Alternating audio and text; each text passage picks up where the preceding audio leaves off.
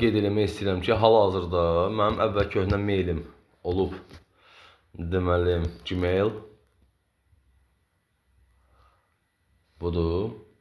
Bu Əbülfət Rızayevə ünvanladığım o vaxt məktubdur.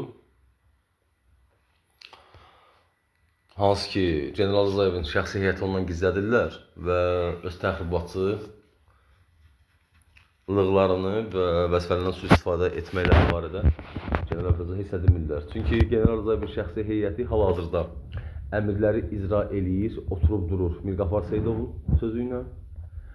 Kənan Hacıyevin Daşlar Nazirliyi işləyən atasının sözünü oturtururlar bunlar. Xüsusi xidmət orqanları mənim maillərimə nəzarət elədiyimə görə mən buna dəfələrlə mail göndərə bilməmişəm. Və Daxili İşlər Nazirliyinin saytından Baş Mütəşəkkil Cinayətkarlıqla Mübarizə İdarəsinin mail ünvanı silinmişdi. Buna məcbur qalaraq mən bir müddət bundan öncə Yahoo-da yeni bir mail açmaq məcburiyyətində qaldım. Və yeni açdığım maillə bugün saat 11:52-də 29 aprel mən Əbülfət Rızayevə yeni bir mail göndərmişəm.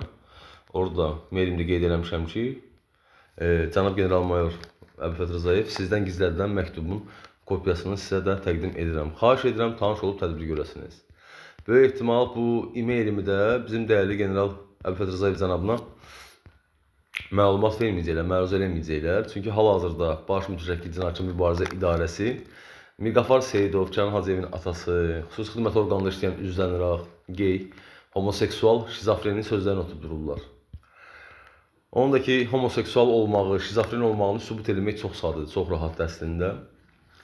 Hər dəfəsində hər hansı bir işə obyektə gedəndə ola bilər ki, özünün də cinsi əlaqədə olduğu bir növ zərif cinsi nümayəndəsi olan oğlanları həmin obyektə göndərirdi. Bu bir növ namyak idi ki, bir növ öz istəyini, öz gənc oğlanlara qarşı olan istəyini çılpaqcasına və həyasızcasına nümayiş elətdirməkdəydi.